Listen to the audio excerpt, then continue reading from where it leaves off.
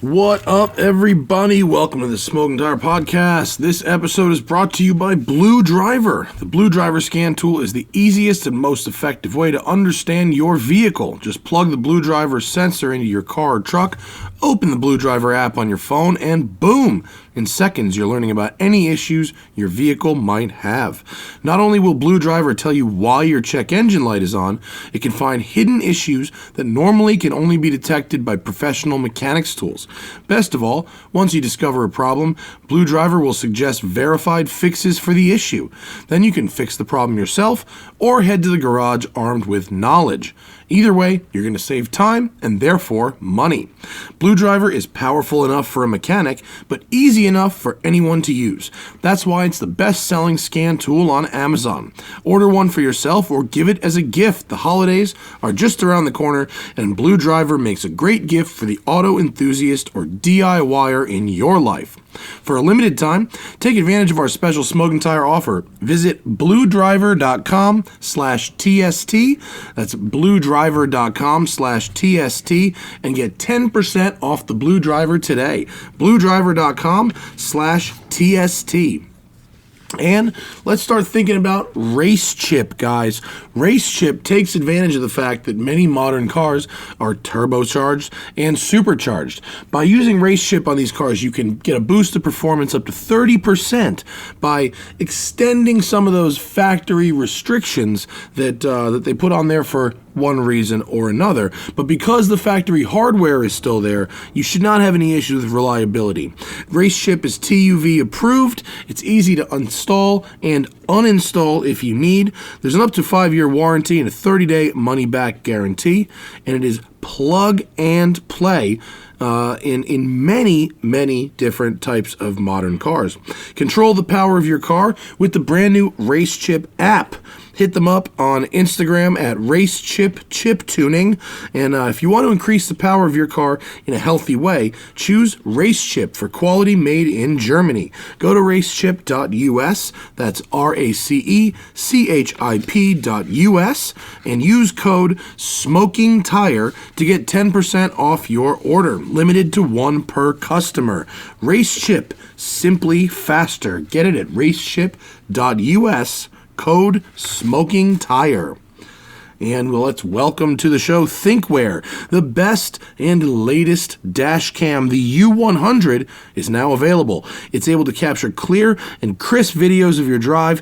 The U100 is the very first 2-channel dash cam in the world to boast a native 4K UHD front and a 2K QHD rear resolution. In addition to just amazing video quality, the U1000 can also save you money with its speed, its red light camera alerts, or make you a safer driver with lane departure and front collision warnings.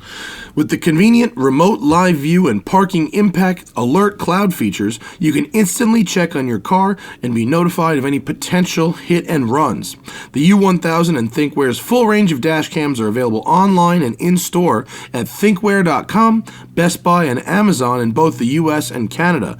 Coupon code, here it is, SMOKE20, SMOKE20. You'll get 20% off any regular price Thinkware dash cam. Use code SMOKE20 and go to thinkware.com to redeem the coupon at checkout. Available in both the US and Canada, but only at thinkware.com. 20% off the retail price at thinkware.com with code SMOKE20. All right, folks, on this episode of the show, we got legendary racer, commentator, journalist, and all-around hilarious dude, owner of the silliest car in Southern California. Tommy Kendall is on the show. This dude is an LA native, a legend in Trans Am and IMSA racing, and he now does a lot of the trackside commentary as well as Torque Show with Justin Bell, who was just on the program last week. Tommy Kendall on the Smoking Tire Podcast.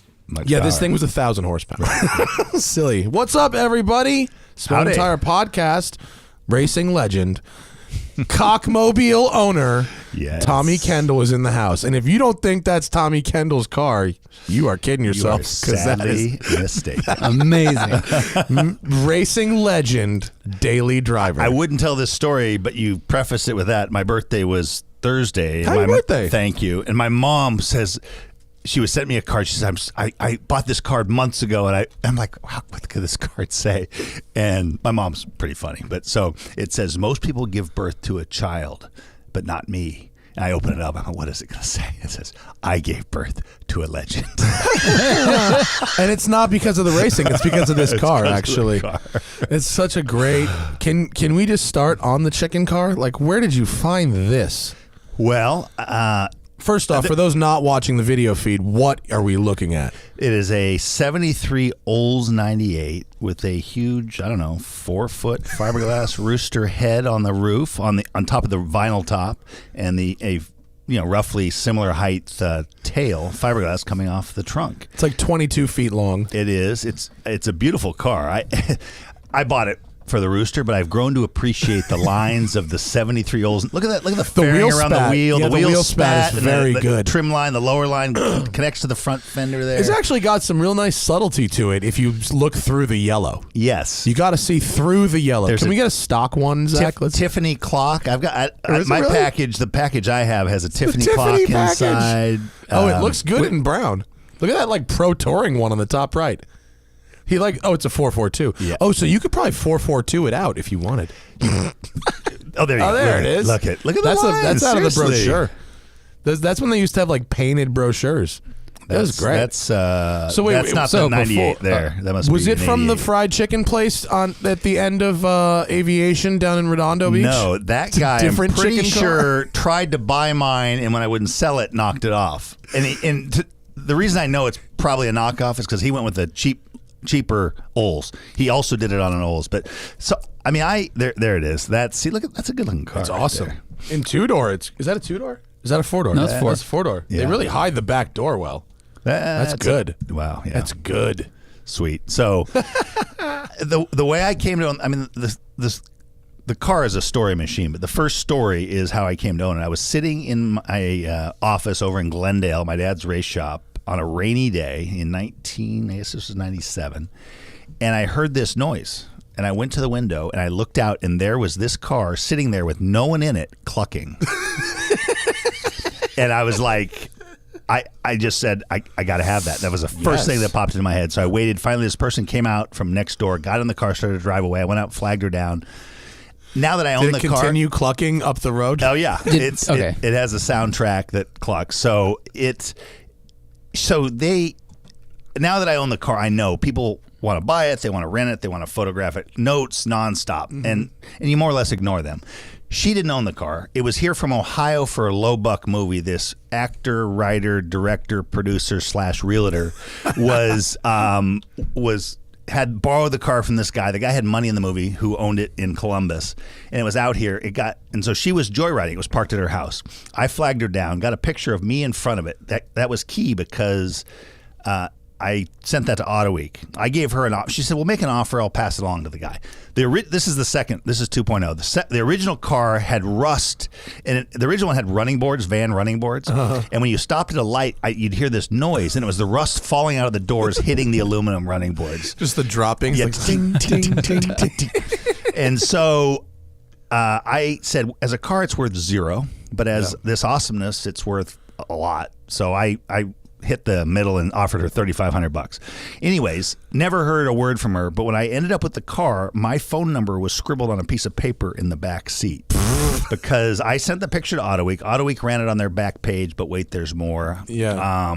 They had invited me. Oh, it was when the new Swift Indy car had debuted, and I made a comment about, everyone's raving about the Swift winning at Homestead in its debut. This is the real machine. I'm trying to track it down. They ran the photo again a few months later. I get a call from Mark Vaughn back when we had answering machines. Yeah. I was racing in Phoenix, Trans Am race, and there's a message. Hey, Mark Vaughn, someone called the office here and says that car you want is in an impound yard in Santa Monica. So, long story short, I bought it at a police impound auction in Santa Monica for $895. There you go. Drove it home? I had to get a key made. Okay. But then drove it. Nice. Fired right up. Yeah. Awesome. Yes. $800, well spent. $895. Wait, but you said 2.0, so but you then bought another one later? I had that car, let's see. And so that was 97. Yeah. Around 10 years later, And so I didn't have it doesn't fit in a regular garage. So it's lived most of its life on the streets of Santa Monica. And you can tell roughly the neighborhood I lived in by where it was parked. And so I lived on Lincoln and Montana for years. And I get a call from my landlord one day. It says, someone's hit the car. And so I drive home, and I come home, and it's an international incident. The street's blocked off. My car is up on the curb, and there's a huge Lexus SUV with the right front corner ripped completely off it. And this 16-year-old kid who just got his license. And I walk up, and he looks at me, and I said, texting. And this was early days of that kind of stuff. He says, no. I said, broad daylight. Chicken car. I said, it's not like you didn't see it. So anyways, he goes, you're not mad? I said, I'm not happy, but things wrecked. What am I going to do? And so I got totaled by the insurance company. And when I first called him, I've never had a claim before. And I called him and I said, hey, and the guy's like, listen, let us just run the deal. Everybody thinks their car's special, blah, blah. So I get the check from them. It was $700. I call him and say, hey, $700. I said, find me an Olds for $700. Yeah. And he's like, and I explained that I've rented it 3 times for $2,500, $3,500, blah, blah, blah. Special car. He's like, let me look at this. $2,500 a day for that's nice. $3,500 once. Nice. And so, that's great. Because if they call, they're not looking for a classic. Yeah. They're looking for they're not cross shopping that car. And so, some of the stories on the agent, acting as the car's agent are kind of fun. But so they call me back. It says, you know what? We revised our offer down to $400 because we found a nice. I swear to God, if I had more time, I would have sued them. You said find me one for $700, and they said we found you one for $400. They said we found a nicer one that sold for $600. So we're revising your deal down. I said, listen, I'm not trying to shake you down for a new Lamborghini. I want a rusted out Olds 98. Find me one. And so my brother ended up finding a cherry one, 29,000 original mile car. 29,000? 29,000 original mile car. And if it was a Cadillac, it would have brought big money. Yeah. $2,000 on eBay. Yeah, nobody gives a fuck about that. Flew to Des Moines. That's fantastic. And of guy course picks me up at the airport. He says, I got to ask you, why do you want this car? I said, I was a little afraid. It was his grandmother's car. She'd owned it since new, left it to him in her will. He had a bunch of cars in a kind of a barn. And he says, you want to test drive it? I'm like, nope. He said, I chained all the belts, hoses. I said, do you think it'll make it to California? He says, yeah, probably. I said, where's the highway? And so we just pointed that baby and drove it back to LA. That's awesome. And did you send him pictures with a chicken on the roof? Never sent him Did you pictures. have to get a new chicken, or were you able to buy the chicken parts back from the insurance company? I said, screw you guys. I'm not taking your $400. I said, I'll keep the car. Oh, okay, cool. Yeah, all right. That's great. And I have good news for you. I'm building a garage up the road that will store it they can fit your chicken car. You're gonna stack them. Is that you're gonna charge me two spaces? I don't think so. No. We'll be fine. I'm gonna park that shit in my lobby, dude. Are you kidding me? I know. It is. Yeah. It is far and away the most charismatic car. Oh no, it's ever. hilarious. Yes. I would love to store something like that. Okay. And you know what we can do? I imagine you don't drive it that often, right? No. So we'll put it on the top rack, and it has extra height. Oh. Yeah. No problem. Ruler of the roost. It'd actually be kind of fun with it looking down. It'd be extra creepy to look up on that from below. Look at the attitude. It's really angry. It's got a scowl. It's a real angry chicken. Rooster. This was on a road. I think this was on our road trip to drive into Talladega. You drove to Talladega on that? Yeah. That's fucking great. We were supposed to ship it, and the shipper no-showed it. So I said to my brother, he says, what do we do? I said, well, give him another day. And he says, then what? I said, then we'll drive. He's like, are you kidding? We'll make it? I said, no idea. Dude, car shippers. Yeah. Oh. Even the best one sucks. Well, this was low bid. This was low bid. And those guys are all brokers, right? They just dish them. Yeah, so. There's like 18 middlemen in between you and the guy driving the truck. Yeah. There's got to be a biz for someone that actually. I guess. I have a guy I love. Actually, shout out to East West Auto Transport. They've never done me wrong, but even sometimes, like even the best one is like, it's like a cable guy. Like I'll be there between 9 and 3 o'clock the next day. Right. Like if the car shows up not scratched or with a fried clutch, I'm okay. I'm happy. I guess it depends on what you're into, but I'm rarely in a hurry on something like that. It's just like, just get it there. You know? It's not that I'm not in a hurry. It's that I'm too busy to sit around waiting for it at the end. That's the busy. My friend, I think they kind of shut the service down, but a buddy of mine used the train once. You ever see they do a train? Yep. So you bring the car from New York to like Trenton, Jersey, put it on a train, and it ends up in Ontario, That's California. Gotta be crazy cheaper. It was a lot cheaper, but you have to go out to Ontario to get it. Yeah. So the train was inexplicably delayed. It was delayed a week, okay? But it would be one thing if they said, your train's delayed a week. But they said, it'll be tomorrow. It'll be tomorrow. It'll be tomorrow. 7 days in a row, it'll be tomorrow. And he sat and thinking he had to drive to Ontario 7 days. It had to have been delayed in Arizona. Blow your brains out. I don't know. I mean, otherwise, if it was way back, it could have been delayed tomorrow. It could have been delayed. I don't know. I don't know. No, we never found anything out. That's probably just the rule in the business. Tell them it's tomorrow. It's always. Tell them it's tomorrow. I know. 2 weeks. 2 weeks. Remember that movie, The Money Pit? Tom Hanks. Yeah. 2 weeks. 2 weeks. Which, being in construction, How far over schedule and over budget are you? So, over budget, not that bad. Over schedule, 5 months. Okay, well that's a form of over budget. Yeah. No, it is. It's lost opportunity cost, but like at least the outlay has cash not. flow. Yeah, the outlay we're okay, but yeah, the opportunity cost is. Yeah, it's okay though. But forget that bullshit. Yo, if you're with us live, get in the super chat if you have questions for Tommy. We'll get to them later. You want to talk about racing for a little while? Sure. We don't need to have someone important in the studio to talk about my stupid construction project. Oldsmobiles? No. Listen. Let's draw the line. Yeah. The line is below Oldsmobiles. They're up here. Honestly, I want to buy everyone I see now. Of course you do. I've fallen in love with that. How many people think you're selling chicken or advertising a restaurant or delivering food? I mean, like, most people Tommy assume fell that, off. but yeah. Well, the best part is when I first got it for about a year, almost nobody knew who owned it in Santa Monica. Because when I moved to Santa Monica, not that many people knew me. I was kept to myself. I didn't tell anyone I did, all that stuff. It's very early internet as well. Early internet. Yeah. And so the beauty was everyone was trying to figure out, and everyone says, who's the weirdo who owns the car?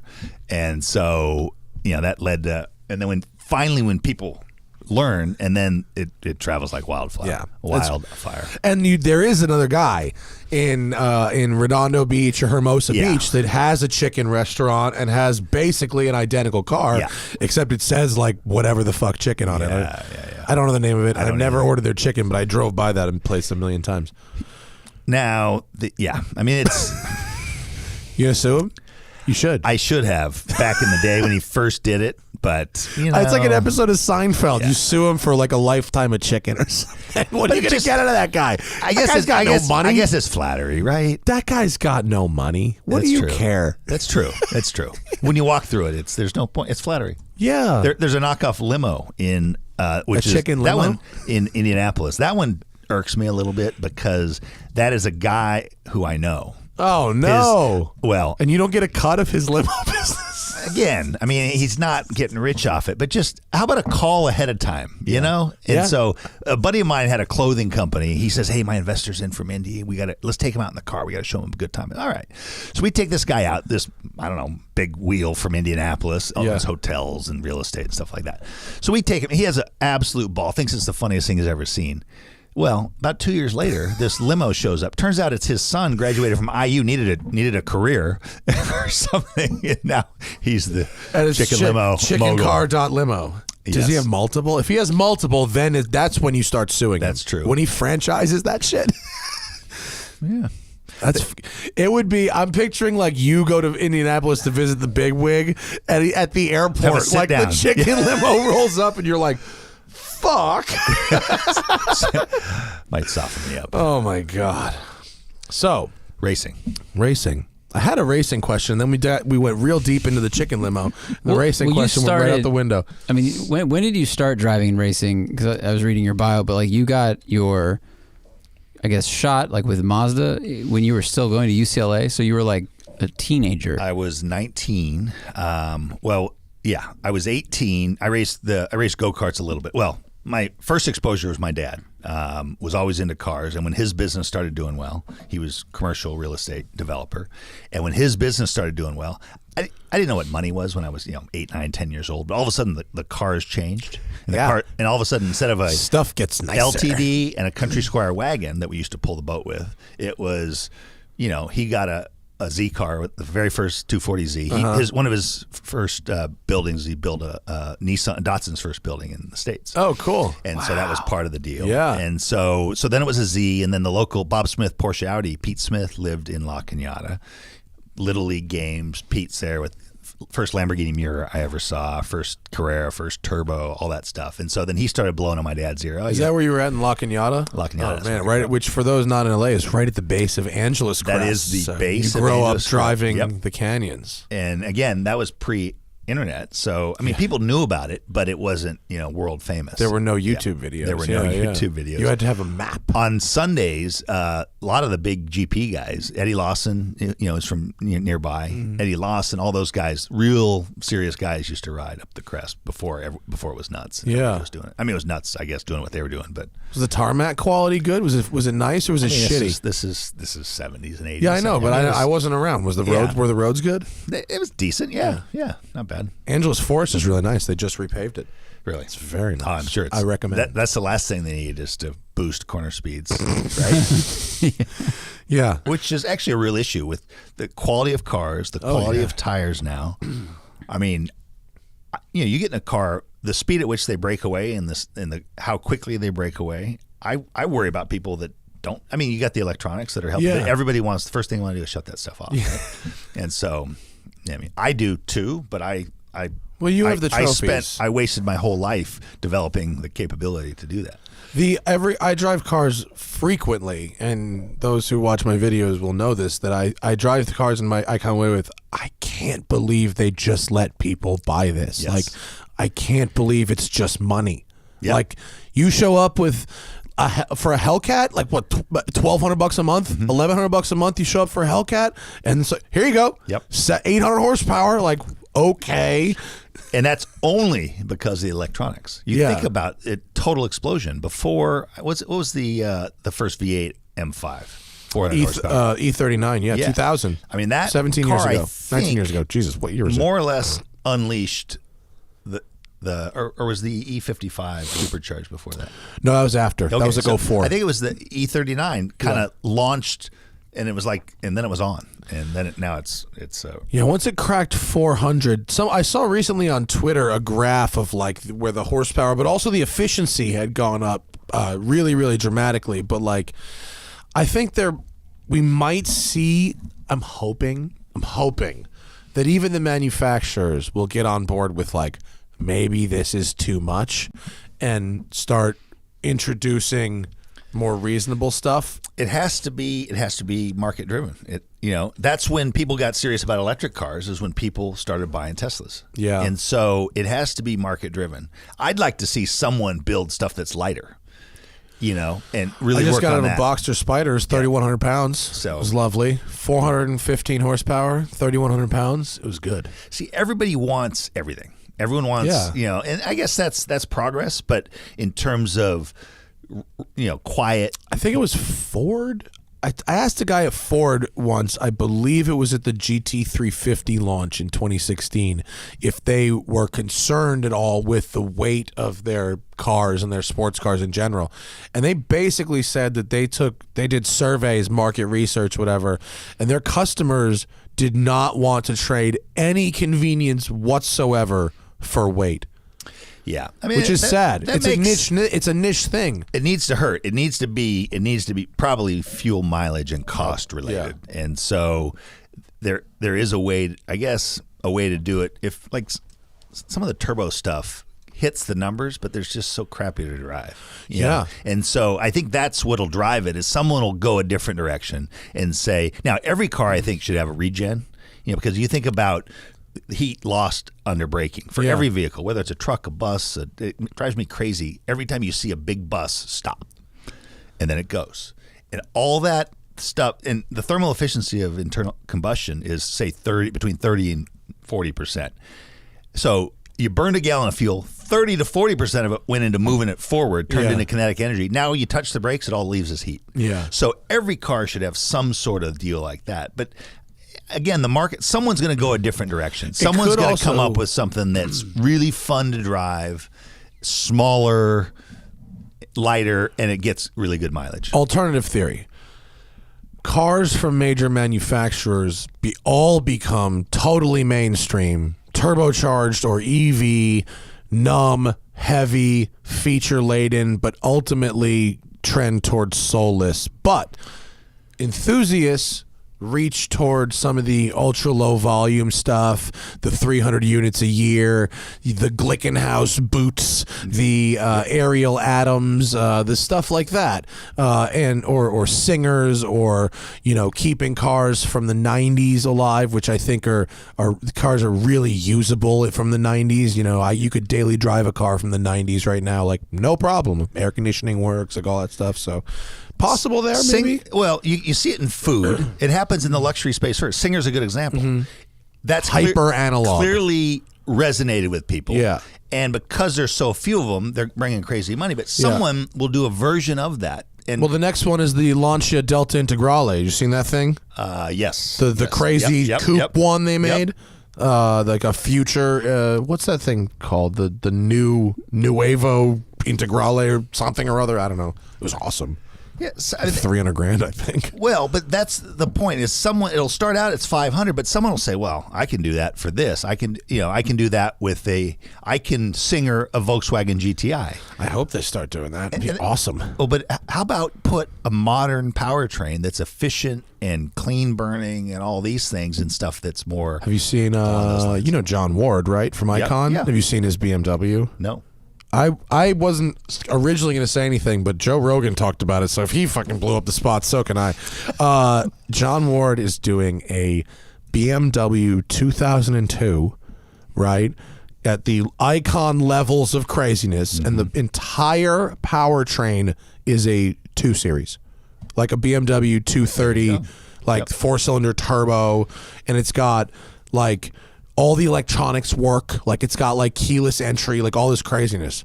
He's way in over his head. Someone's gonna make a modular version of a powertrain. That would be awesome. That goes into everything. That gets 40 miles to the gallon. You know who's doing it? I hate to say it.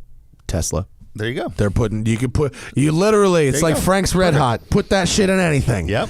Well, it's the electric LS engine. The packaging's there. It's I mean, it's simple. The problem I've heard from the EV West guys is that because Tesla keeps updating the software all the time over the internet and Wi-Fi, the people that are putting those into things have to like keep updating also. So that's the challenge. But the hardware, it's small, it's efficient, it works really well, it's fast. Yeah. See, that's probably the way it'll go. Yeah. But this 2 Series thing is a brand new 2019 motor, which is pretty cool.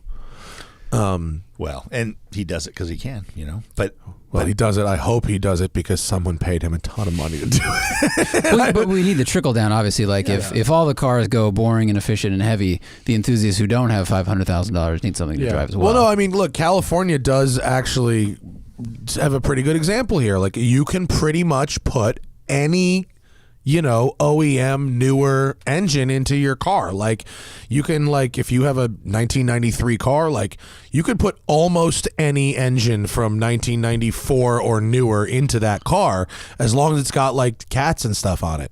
It's actually, California's pretty chill about that. So you can put a pretty massive engine into a car and run it legally if you run cats, which is kind of cool. Yeah. See, the market, you get crazy people, and first it'll be someone that just wants to do it to prove you can be done. Yeah. Which is Singer. And then it'll eventually trickle its way down to it being viable. And then someone will say, 100,000, I can do that for 60. Or, and well, Singer's got a lot of copycats now. You can get most of a Singer for less than half the money. The thing about Singer, when I drove one of his, I don't know if he knows this, but I drove David McNeil's car when it was before it was delivered. I went out there with Dan Binks, my crew chief, and we were getting a tour. And Seamus is like, "Hey, you want to drive?" I'm like, "Hell yeah!" So I jump in this car and take it out. What struck me, kind of like what we talked about earlier, how the cars are too fast. There's too much grip. That car was perfectly scaled for the road. Yeah. And so that's the thing. It'll never. I won't say it'll never be mainstream, but it'll take the enthusiast group to move the market and demand. And someone will go that way with a mass-produced new car, and you're getting there a little bit because it used to be like when people tried to go down market in the aspirational brands, Porsche, Mercedes, everyone. It was a cheap Mercedes. It was a cheap Porsche. When I drive a Macan, I don't say this or a Cayman. I don't say this is a cheap Porsche. Not anymore. I say this is a small Porsche. Yeah. And my wife likes small cars. She doesn't like big cars. So that's part of it because people don't want to be in the small cars from a status standpoint. They're right. Like, it's cheap. And so if you can get over that status hurdle, which whether you say it should Porsche's matter or done not. a very good job. I had the Boxster Spider all week, and it does not feel like a downgrade in quality from a 911. It's smaller, and the 992 is really a nice step forward. So it matches a little more with the outgoing car, but nevertheless, it's screwed together really tight, and it's made of like really nice stuff. And the fact that it's like not as fast as the turbo motors, like it doesn't bother me in the least. Right. 6-speed, like just good diff, like what's not to like? Good balance. Great car. Do you think that because power used to be really hard to extract from a car, that then when it became a little easier in the 90s, and especially now with turbocharging and more OEM cars coming with forced induction, everyone got really excited and was like enthusiasts were like, "Oh, awesome, we can finally have power easily that we've always wanted." And it's drifted away from suspension and handling. And then you have people like us who kind of get to experience a lot more that's out there and go, "Hey, I think things are getting too fast. It's not actually as fun because you can't use it very much. Let's drift back to handling and balance." Like if you look at AMG, and those have just more of everything, right? Yeah. The early AMGs were more or less, power, straight line. Yeah, and so now they're really well rounded. So, I think everyone gets to choose, but until people say that's too much. And the mainstream's not going to because they don't understand that. I didn't understand how important weight was for a long time until I did a back-to-back test with 150 pounds. And the mainstream just sees more power, more just bragging rights. So that's the point. Is when you're looking on paper, I used to have the table in the front of Road and Track memorized, and it was every car they'd tested. Yeah. It was 0 to 60. It was stopping distance. It was lateral acceleration. I think it had probably mileage, and so I still remember the two cars that were tied for the highest lateral acceleration. It was a Countach 0.852 Gs. Yes. And I think a 308 0.852 back in that fantastic. day. And I think a 308. Wow, it's like a Suburban with flat tires. I remember very distinctly my 2010 Ford Raptor would do a 0.86. Wow. Which is particularly good for a truck, but it's very it's very funny. Contact patch. And a really wide track. Yeah. So, but the point is, people in the comparison wars, more is better. More is better. More is better. And so you need voices like yours where you really rave about how much fun it is to drive. Yeah. Eventually that moves the needle, No, more is definitely not better. I mean, especially if you had to make something bigger and heavier to add stability and whatever, because you've now thrown so much horsepower at it. It just cancels each other out and ends up being less fun. But again, how do most people use their car? And so some of these big, heavy things are great to drive around. Yeah, well, I mean, heavy does also equate to luxury in a lot of ways. Like if you drive, you've had to go in Ford GT, right? Not the road car. The race car, obviously, but not the road car ever. Not the road car. No. It's very light and it has not much insulation, but it feels almost kind of tinny. And you go, well, this doesn't feel expensive, even though the tinniness is why it's so expensive because it's also thin. I was thinking about it coming in here. That's an interesting point because that's a different metric of the experience. And so cars are way faster now than they used to be. but none of them feel quite as fast. They feel as fast, but like an early turbo, the way the turbo lights, and it feels faster than a car with 50 more horsepower. Yeah, turbo lag can be fun. Yeah, and so there's one of these things where it needs. You can't tell someone what they should like, but some of them are guided by voices like yours, and some are guided by, salespeople and marketing materials and so forth. So if people understood like Colin Chapman about how important every single gram was, then they'll put up with that. They'll say, okay, no problem. And so it has to mean something. I feel like people just want their iPod to their iPhone to connect, and you know what I mean. The mainstream doesn't. That's why I think we really have to look to these niche manufacturers 100%. and hope that the supercar people and the people who are good at sports cars keep doing what they're doing. Like Porsche's shifter and pedals are so good in the manual cars that, like, please don't deprive us of that. Like, he just got to drive his first vintage Ferrari last week. And which is a great experience. It was amazing. 308 GT4. Okay, yeah. It was the best, one of the best shifters I've ever felt. Wow. Click, click. It's just so good. I want a 550. As you should. Gated 550. Yeah. In the back. Are all 550s? When did the F1 start? You might have been able to get a 550 with an F1, I think. Okay, but most of the 575s are F1. Yeah, a 575 in a stick is expensive. But 550 in a stick is an awesome car. Right. You should want one because it's the right car. Yes. And it is delightful. Yeah. Click. It's the saddest thing about Ferrari not making manuals is that they were so good at it. Yeah. Like, that's the thing. Like, and they're so fucking theatrics anyway. They're steering wheel bullshit. I'm surprised they haven't.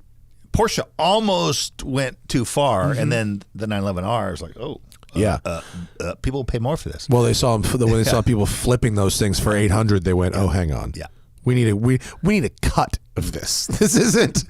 The other people are not going to be making that flipper cash. We need a cut right now." It's amazing how, if you go back to, I think it was the white. See, the 99. It was 997 GT3. Was that the one that was white? Was the picture car that showed up? Probably. It was the first white that launched white cars. Before then, there was no such thing as hardly white cars, and that car looks so beautiful. And wait, what do you mean it launched white cars? When have there not been white cars? Everything was silver and black. Is my point. Oh, everything's still fucking silver and black. Come on. I guess you can get custom shop stuff. You mean like that? Like the 2007 GT3? Yes. Yeah.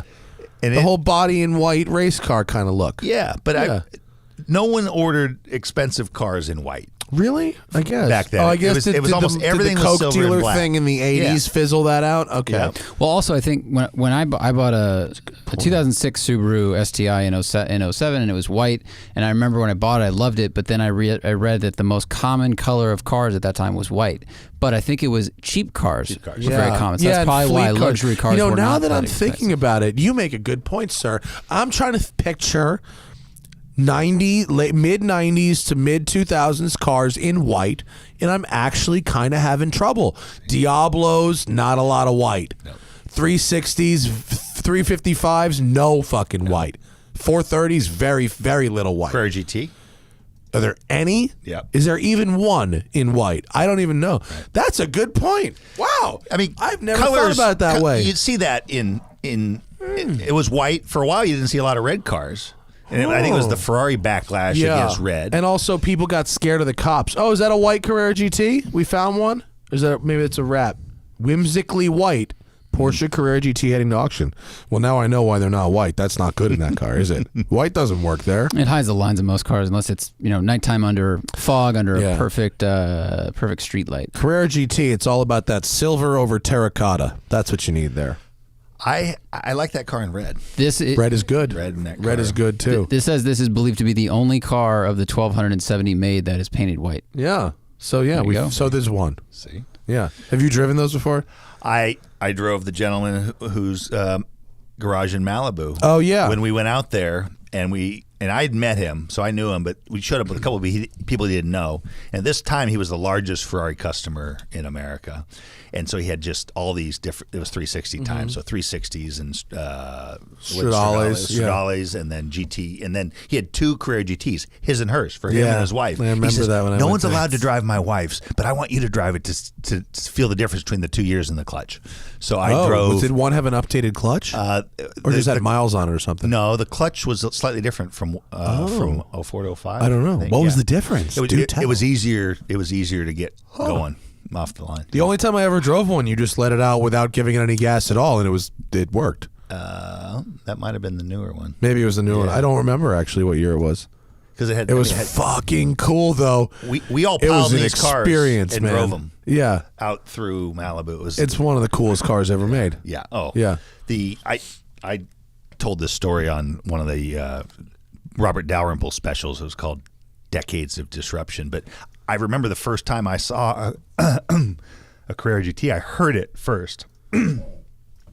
I was at the Coffee Bean in Malibu. This is in probably 04, 05. And I hear this noise. I'm like, what is that? I hear zoop, zoop, zoop. And it was a Carrera GT pulling into the lot, going over the speed bumps, stopping. And every guy in the place prairie dogged. Yeah. They all stood up and watched this car go by. And I was like, I heard it before I saw it.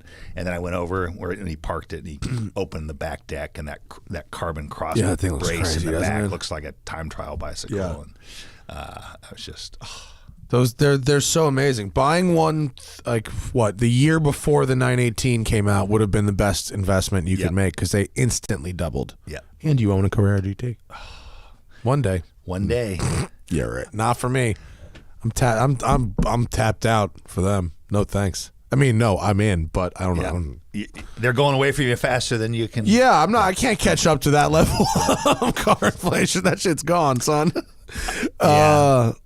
Give me your 4 favorite classics that you think you still think you have a shot at. At buying? Yeah, that are reaches. Yeah, totally. I want an 80s Ferrari. I haven't decided which one yet. I still want to try a Mondial. Jason Camisa tells me that the Mondial is actually the one to buy, and he actually knows. But I enjoyed the 308 I drove, actually, and I think that could be a car you could put 5,000 or 6,000 miles on and enjoy it and then give it back.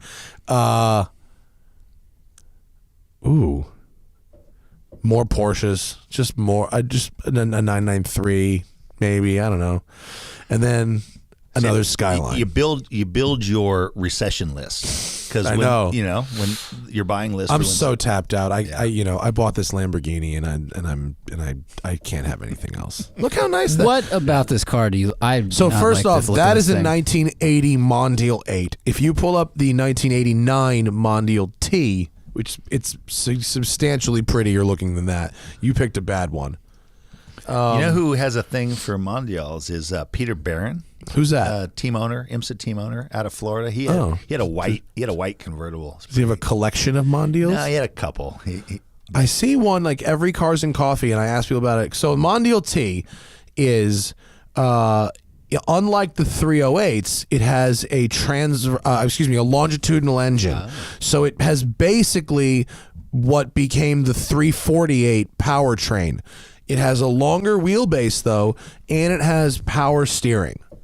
Okay, so as a car that you could like drive around the city and put a bunch of miles on, they actually supposedly drive substantially better than the regular 308 and 328s. That's all. Gotcha. That's according to Camisa. You are correct that this is much better looking than the 88. It is. Because the vents above the rear wheel on that previous one were huge. Like it just looked like 2 generations collided, like 70s and 80s. This is better. I'm still not. The early 80s Mondial is not good. The latest one, and I don't think it's the prettiest Ferrari, but I think if you like, for something you can kind of like cruise around in and like it's got a back seat and whatever, and it's kind of under the radar. I think it's chill. Very true. Kind of chill. And actually I think it's probably more comfortable than a 308. What are yours? I mean, they've kind of gotten away. I gave my dad a list about 10 years ago, at least 10 years ago. I told him to buy an 05 Ford GT. Yes. Told him to buy a 550 manual. Told him to buy a BMW Z8. Mm-hmm. The 550s are the ones that haven't really moved. The Z8s and the Z8 GTs have gone up, but they've sort of plateaued a little bit, didn't they? I thought they would continue the trajectory, but it hasn't quite happened yet. yet. I haven't driven a Z8. Awesome. I like. You never Z8s. drove one? No, but they rule. That's on my list. They drive as good as they look, except they're a little jiggly. Okay, like a little, but they're not terrible. But they fucking sound great. Exactly. The sound on that car is underrated. Well, it's that M5 motor. Ahead of it, big time ahead of its time. It was the styling was a little too aggressive for the time. Yeah. And it's but it's aged so very well. Is that a Fisker? That's a Fisker car, I think. Did Henry Fisker do it? I think that it is probably likely. Yeah. It looks like him. Yeah. It's got the coolest steering wheel. Yeah. It's a great interior. They've aged so well. Red works there Henry too. Fisker. It was. Good job. Very nice. Steve Dynan was on the podcast. He talked about a couple of tricky dicky ones of these that he made, including one that, I shit you not, has a Daytona prototype engine in it. If it's sold recently, Google the Daytona prototype engine Z8. It is out there. It was like 575 horsepower, and it was a Dynan DP motor, just in a regular ass looking Z8. It was the Does it say who built it? Because that's the Dynan built it. Oh, but for someone. Oh, who the client was? I love the kooks that do that stuff. I mean, beautiful kooks. But like Jim Busby, who was a racer in the 80s, still has a shop down in Laguna. He built a 400i Ferrari. Yeah, but like a GTR version. That's it. Look at this. They call it the War Horse. Odin's War Horse. It's called. So look, the 2010 Grand Am. Here's the car. That was the winning. It's got some wheels on it. Car, yeah. I mean, and then oh my God, it's a fucking DP motor in there. That is the best. Look up Jim Busby's Ferrari 400i. Woo! Such a good interior. The red leather really works, though. Yeah. What do you say? Jim Busby 400i Ferrari. Wait, is this the guy? What? This name sounds familiar. Is this the guy who used to race his buddies to Vegas and would tune the Italian car? No, different guy. Look at this my thing. God! Whoa! He was the BFG 962. Whoa! That top left picture is the shit. The 320i. High wing 320i's back in the day. Whoa. Look at that thing. That is fucking hot. It's got are there over fenders? Or is it just cut up? It's just cut on the back. And wow, very the small rear fenders are cut up wait into till the you body. see the engine display. What engine is it still a Ferrari engine? Yes. Even it is. Yeah. Oh my God! It's got 12 ITBs or velocity stacks, if not throttle bodies. That was the coolest. It looks like this is like a proper runner too, right? Yeah. Have you seen this thing out on the track? I haven't seen it on the track. It's got clear headlight covers like the old Daytona. Wow. In fact, that nose looks an awful lot like a squared off Daytona, doesn't it? Yeah. Look at that picture on the track. Yeah. That looks like Spring Mountain, maybe. It's on the track. See, I love it. Like the it's great the that wild there are people hair to that have do stuff like that. people that have Yeah. fun like that. Sick. Especially with something that's traditionally like a high dollar, either marquee. Oh my God! or- What an engine! It's really cool. I bet that sounds incredible. I'm trying to get bigger pictures there. All right, let's look at that. Oh look! Look where that picture came from. Spinelli. From Mike Spinelli's Spinelli. Twitter. Have you seen? There's a guy down in San Diego named Steve Maxwell. The guy who texted me the other day because he just built a Starlet with a Hayabusa motor in it. Yeah. There's the picture. But this guy Steve Maxwell is like a Ferrari expert in San Diego, and a couple of years ago he built a twin turbo Ferrari 348 Challenge, which I drove, and it was like an F40, like it was like a monster, and the engine looked factory, like it was a total Right. It looked as if they had come out of the factory like that. It was the coolest, and this reminds me of it. But imagine a more subtle version of the wheels or something. But whoa, that looks awesome. Is that guy? He's around still? Busby. I don't know if it was his or a client car. But yeah, Busby. He's been out of the game forever. Sounds like a real winner to me. Yeah, he's a cool dude. Cool cat. All right. So, what's your favorite race car that you've ever gotten to race? Most fun. The most fun. Can you detach fun from winningest if you can? Yeah. I mean, the GTP car that I had my big accident in, which so I have a love-hate with it, but I mean pure fun right up until it wasn't. Pure thrill. I mean, the car was 1,850 pounds. It was over 800 horsepower. It was the first super high downforce prototypes. The Nissans were dominating at the time. The Chevrolet Intrepid. Yes. Well, I know, and now I know why you have an affinity for wheel spats. Yeah. That right? Well, in my crash, that's the first clue that something's gone wrong is when the left rear comes out of the wheel spat. When the wheel spat passes you by. Yes. That's a awesome looking race car. It was. I had a T-shirt on earlier today, which is a caricature of this car. The car looks like a caricature, almost by in it looks real like life. a little kid drew it, or a slot car or something. It's just like a shovel nose. But this car, so the Nissan of the time.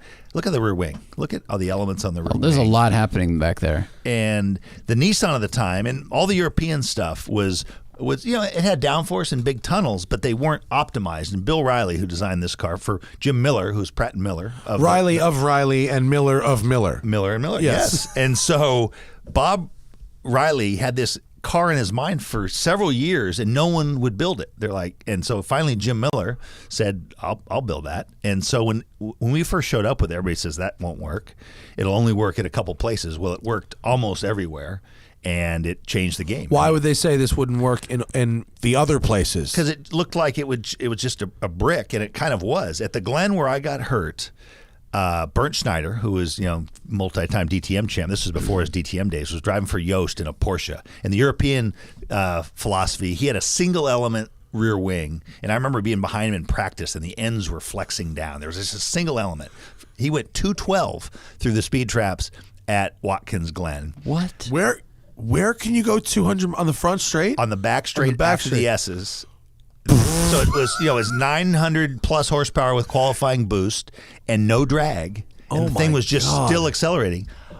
This car. That's just ball. I mean, there's skill, but it's also just balls. Well, I went 178. And I was quicker over a lap because I was through the horseshoe, turn 5 before the inner loop. That inner loop was put in partially in response to my accident. And so, but in qualifying, I was pulling almost 4 Gs through the outer loop, turn 5 as they call it, in that car in 91. And that's ultimately what partially led to the failure of the hub, which is what caused. But so crazy. I went, so that if you go through the outer loop and that light gray line, the NASCAR course comes back. So just on that, so even though he was 212, I was 34 miles an hour slower. I was quicker over a lap than he was. So you're making up 34 mile an hour just difference on the back crazy straight. grip. Crazy grip. Through the, I was brushing the brakes with a down change. He was braking hard and going down 2 gears at the end of the straightaway. That's like an almost 180 degree corner, and you're brushing the brakes. Brushing the brakes. Wow. What was it like to go from to step into that car? It was such a leap from previous. And had you driven like? Was this more downforce and grip than an F1 car in a corner? Seems like at the time, a lot, right? Yeah. Because it has the whole body to generate downforce compared to an open wheel car. I'd come the year before. I was in Trans Am. Yeah, I won my first Trans Am championship. I did a few GTP races, but it was one of these things where I really studied and so. Did the Trans Am cars at the time have no. I mean, not much a lot of mechanical grip, right? Yeah. But not much downforce. And it was, it was 20, it's quite a bit heavier, 2,500 pound car, something like 2,600 pound car. And so it was one of these things. I was young and brave, and you would just go till the car, you would find the limit of the car. And so it took some talking to get yourself to go through some of these barriers. My teammate was Wayne Taylor, the father of Jordan and Ricky. And so he had the car early in the year. And because he was already established with Jim Miller. I was coming in with Chevrolet. And so he got the car early and didn't really show much speed. I started the year in the older Spice car that was modified, Old Spice, and Scary Spice.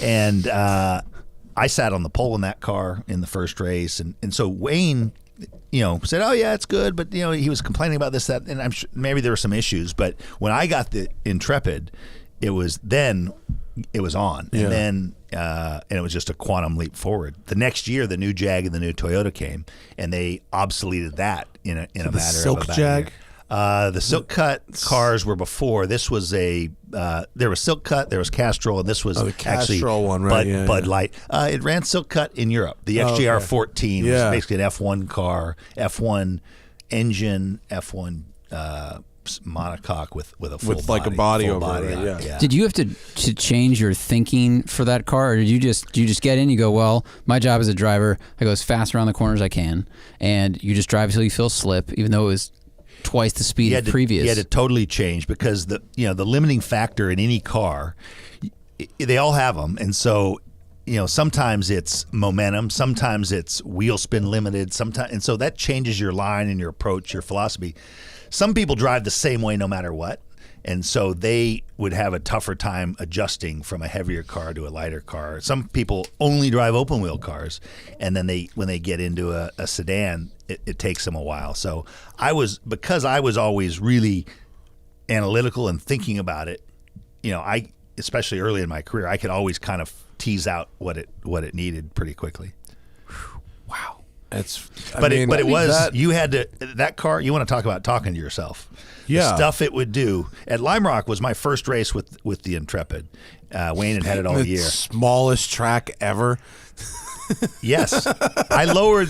What was your lap time at Lime Rock in that car? This was with the chicane. Okay, and I lowered the track record 2.2 seconds. Yeah, okay, that sounds about right. Well, usually 2/10 is a big chunk at Lime Rock, but there it was just, I was flat out from the chicane where the uphill was, flat out through West Bend, flat out through the downhill with 800 horsepower, and then going to about the 2 marker before I hit the brakes. That's scary. So what was the time like? I was 44.2. Yeah, with the chicane. 44.2. That's a crazy lap time there. And is that still a track record there? It would be, except the Toyota the next year broke it. PJ Jones broke it. He ran 43.9 the next year.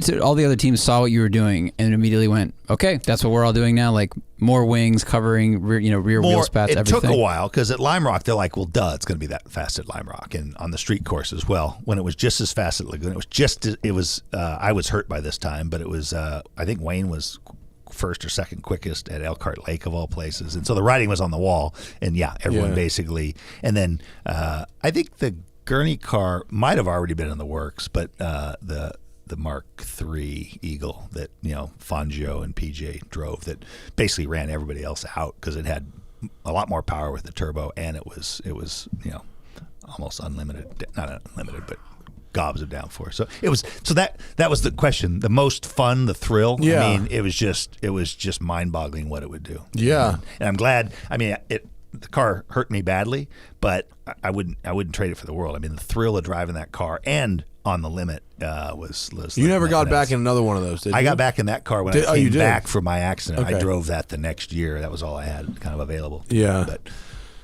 yeah. Craziness. Yeah. It was a thrill. So second funnest now, to that. winning is fun. Yeah. So the car that I had my win streak, the All Sport Mustang that I won 11 races in a row with in '97. That's the car I'm most strongly identified with because it was a consumer brand, the All Sport car, and I won three championships in a row, and then the exclamation point was the 11 in a row the last season. It was a really good looking generation of Mustang race car. Yeah, I mean it was an era. They got that way kind of gradually, but you look at it now and you're like, how did the Mustang turn into this slab-sided 80 inches wide deal? I'm glad it did, but it was kind of a funny car era. It got uglier before it got better after that, though. Yeah. Oh my God, look at that picture of you. Oh, yeah. Yeah, buddy. You look like it looks like they took a picture from you, a picture of your face from the bar and put it on your racing suit in that picture. Our PR guy used to love to.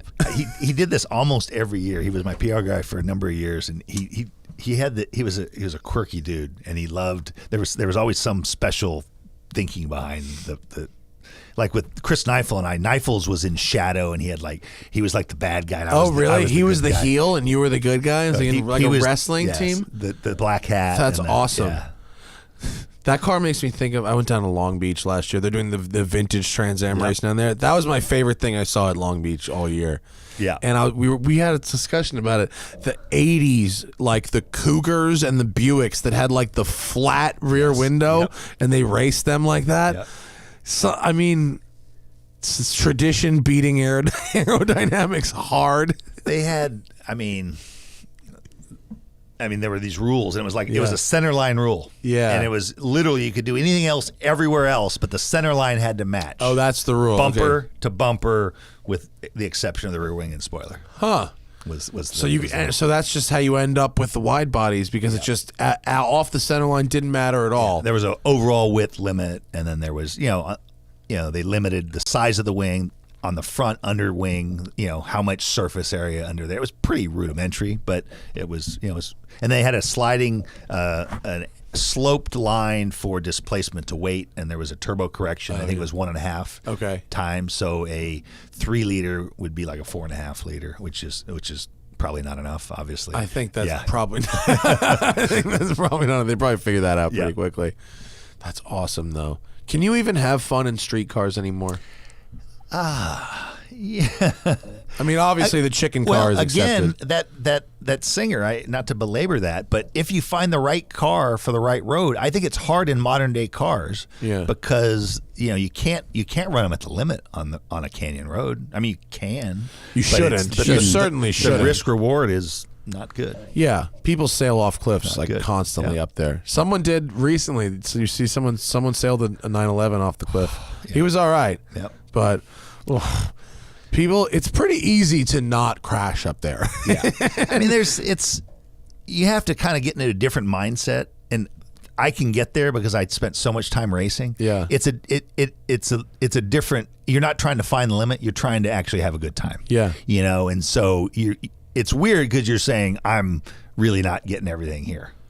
I can have fun at 7/10. Yeah. Can you have fun at 7/10? I can. It's more of a kind of like it's more touring. Yeah. 100%. But that's okay. 100%. Yeah, I can have a great time. I mean, I can't have a great time at 7/10 in some cars, but in a good analog like machine, I can have a great time. Well, at 7/10. there's something to be said too for overachieving, and so you have to like. Some of my most satisfying moments are smoking around the outside of a guy on a high-speed interchange in my 01 Expedition. Like, I went around the outside of a guy. I can't remember what it was. It was an expensive. It was like an M5. Yeah. And, like, he's, like, ripping. I'm like, wait till we get to this corner. Are you going to lift? Are you going to brake? Pussy. And he just goes, and the thing is just. Yes. So. The joys. I know. Yes. We went to a racetrack in Florida to make a series of videos with track cars. Mm-hmm. And then for shits and giggles, I made a video with our rented Suburban. More traffic than all the race car videos. I'm not surprised. I had probably had more fun too. Yeah, probably had more fun too. There's some good information there that I think you'll see. Well, I mean, Lemons. Think about Lemons in Champ Car. How good of a move was that? Yeah, from Champ Car to just be like, that trademark's expired. Yeah. Yoink! Yeah. We're Champ Car now. Okay, it was a great move. That's pretty awesome. Good for them. And that's fun. And totally. So a lot of people have forgotten that whole piece of the equation on whether it's what they're building, what they're buying, what they're racing. So, you know who's doing it right is like the overland people. Like people that are learning, like the desert is the last bastion of automotive freedom. Yep. And so like, the dude's building like off-road sports cars and just fun, really fun off-road vehicles. The rally stuff. I mean. Oh yeah. Oh my Safari is totally one of them. It's the most fun thing ever. But like there's a bunch of people out there doing fun, and home builders doing it too. Vintage rally. Reese Millen was telling me there's some vintage rally stuff down in New Zealand. I think he has a vintage RX-7 rally car down like under. a Targa, New Zealand or something. Yeah. I mean, all motorsport is awesome in New Zealand. They have a hill climb every weekend of the year there. Wow. It's the most motorsport-focused country in the world, probably. Per capita. I think probably. Yeah. And we went to that Leadfoot festival that Rod Millen has. Yeah. You never raced there? No, I want to go. Oh, dude, we got to get you. We got to get the Intrepid car out there, and have someone ship that thing down there and have you go. Assault. Dude, that might be the only place I would drive. It's like the chillest Goodwood ever. Yeah. They don't care. You can fly drones like 8 feet above the track. They don't care at all. I mean, look, their catch fence is just hay bales. Yeah. They're just like, oh, you need to put a little hay there. That's just on the right corner. But the rest of it, which is like, I mean, it's not a big, really fast place. It's like a winding kind of like a little narrow road. So people just rip burnouts and stuff. But you just sit on the lawn. Yeah. It's very I've had it friendly. I've had it on my my list. It's so nice. Have you been to New Zealand before? No. It's Bump it up the list. Bump it up the list. Make it happen. Yeah, it's worth the trip. Okay. The flight sucks, but other than that, everything about it is great. Australia 3 or 4 times. So. It's better. But no, I'm sure. It's actually better. Now that's kind of been. I mean, I know you can't just go there. They won't let you in. You can't move there. That's what I'm you saying. can visit it. Well, but that's always been my if everything goes to hell. Oh yeah. We're going to New Zealand. We're going to New Zealand, but you got to lay that groundwork ahead. Well, if everything goes to hell, what happens? And I mean, really goes to hell is you meet me in Marina Del Rey. Yep. We steal a sailboat. We go to New Zealand. Okay. I mean, that's just boom, right out, gone. Perfect. Stealing a sailboat is incredibly easy. I'm sure, right? If you know how to sail, yeah. They're easy to hotwire. I'm cutting this part out of the podcast because I don't want that secret getting out. Listen, if Tommy and I are stealing a sailboat, the internet's over. Like we're like podcasting's over, everything's over. We're gone. Like, but And you know how to sail? Oh yeah. Okay. Yeah, that's I mean, honestly, my plan, if there's like the apocalypse, is I have my little scooter that you saw outside. It's from the house to the scooter to the marina to anybody's sailboat. I'm out. Yeah. Why not? Yeah, 100%. It's very easy to steal boats. Most boats over 50 feet don't have anything resembling keys. Right. Because you can't really take them anywhere. Right. Because, like, they have transponders and that kind of stuff. And if you steal them, like, eventually you've got a dock. You can't just, forever wander the seas like fucking Kevin Costner, Waterworld. But if it, then yes, you can. 100%. Yes, you can, and yes, you should. New Zealand. Yeah. On someone's yacht that we're taking. Like that. we better hope that it really does.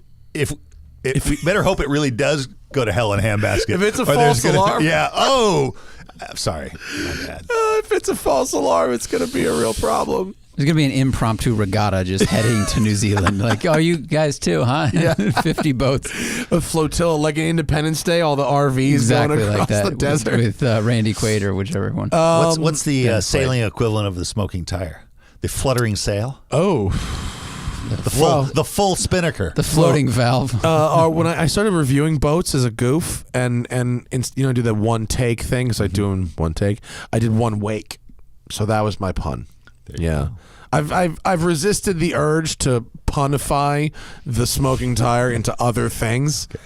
Like this, people keep asking me to make cooking videos. I post a lot of food on my Instagram. It's like the smoking grill or something, but like I'm not really about that. I don't know. Merchandising. Merchandising. My merchandising game is not optimized, honestly. I could be better. You've done it right, arguably. Not I arguably. would probably say not. You've done it right, because the beauty of what you've done is you did it organically, and you had a voice, and you went with it, and so you're not beholden to anyone. That's true. Chairman of Can't Get Fired Productions. Yeah, that is true. And my dad likes to say, if you grow it slowly, then it won't just drop dead. If things go south, they go south slowly and manageably. Yeah. Whereas if you grow something really fast, it can just drop dead like that. Which maybe there's truth to that. I don't know, but he seems pretty smart. So, tell me about Torque. So Justin was here. Did you hear that? I appreciate it. And his fucking accent. I know. How many people? Who made? I thought he was just referencing a show without saying it, just because it's talk show. And it's like, oh, it's the talk. It's a talk show. We did some promos before the first one, and I said it was a couple months before I thought he was saying the Torque Show. It's Torque Show, not Talk Show. But if it's Justin Bell, it's the Talk Show. Talk Show. You having fun doing it? We're having a ball. It's been so much fun. It was 9 months from the green light until Petite. So the whole thing happened in a little over 9. The whole first season, and it's a small group. It's got a startup feel. It's a small group. Everyone's really switched on. The producer, camera, editor, everyone, and so you feel like you're doing exactly what you want to do. Yeah. It used to be we'd be on these calls and say, hey, what about cover? This is a great story. We ought to talk to this guy. And it would never happen for whatever reason. And now, if we think it's a great idea, it happens, and we find out if it's a good idea or not. But the big pieces of it, people really like. They can't get enough of the fun and the stories. And so where winners hang is sort of the tagline. But we joked, and Justin gets the bulk of the credit. We've talked about he basically made it happen, but we've talked about pieces of this for years. Mm-hmm. And then when it was pretty clear we were not being asked over to NBC. He said, we should do that show. I said, yeah. He's like, no, I'm serious. I'm like, oh, okay. Now he's like, yeah.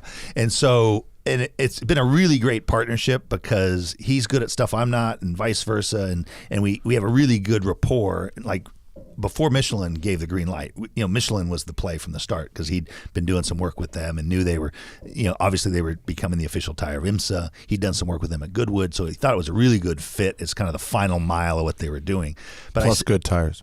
I mean, at the end of the day, it's good product. It's nice to be sponsored by a good product.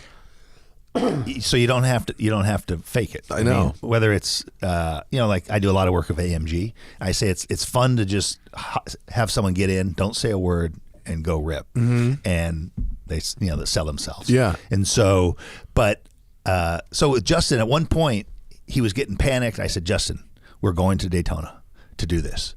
Whether it's you and I sleeping in a car with a little camera and a few guys with chairs, we are doing this. This will work. People are ready for this. They're dying. I think it fills a need. Shortly thereafter, Michelin said we're in, and we did it the way we did it, which was with a big kind of physical presence. That was one of the surprises to everyone. It's a web show that doesn't, the set, the presence doesn't it's look pro like looking. one. Yeah, it's good. And the Airstream is a big piece of it. Even though it's and you're doing some driving. I saw you guys filming with a pair of Lexuses. Yes, that was the one glaring piece that was missing. Was all this year we've been talking a lot, which we do reasonably well, but driving is what we like to do and where we made our names. You're fucking racing drivers. We finally, and we had a show. He had a show, I had a show, Torque Test Drive, Shut Up and Drive. And so we did that one when we saw it at the Malibu. Have we decided who's faster right now? We have not done a heads up. Really? We haven't, no. Why not? Well, seems logical. I mean, or a bad idea for the show. No, I think. No, you don't have to go wheel to wheel. You can time trial it. Yeah. No, I think it should be rental cars. It should be whatever. I mean, full size SUVs. Maybe we should find out every category. I think it's safe to say in a full size SUV because I have 180,000 miles behind the wheel of an Expedition. I would have them covered there, but. I'd like to see that race, though. No, I think should be should probably be a signature of anything. Do you remember Best Motoring from back in the day, the Japanese show where they would race press cars wheel to wheel? They'd have racing drivers racing press cars and just like screaming into the camera and just being crazy. And it was like real deal wheel to wheel racing. I mean, they weren't rubbing, but like, I mean, I've constantly talked about bringing this back, but like, who the fuck would let us just race wheel-to-wheel press cars in America? Like, nobody would let you do that. Even if it's Top Gear, they wouldn't let them do that. Well, but here's the beauty. If you get the numbers... Yeah. I don't know if they got the numbers in Japan. Like, this is a very niche product. Well, no, but think about it. If you really were racing them... You might be able to get the numbers. Does anyone care if you're really racing them? That's the problem. Well, because when you start... rubbing and start doing it because my point is if the numbers are there and you're buying all the cars. Oh, well, yeah. No, if you're buying all the cars, then now it's a different story. That's what I'm saying. These guys were racing press cars. They weren't buying them. But if we want to buy them, it's just a matter of budgets, I suppose.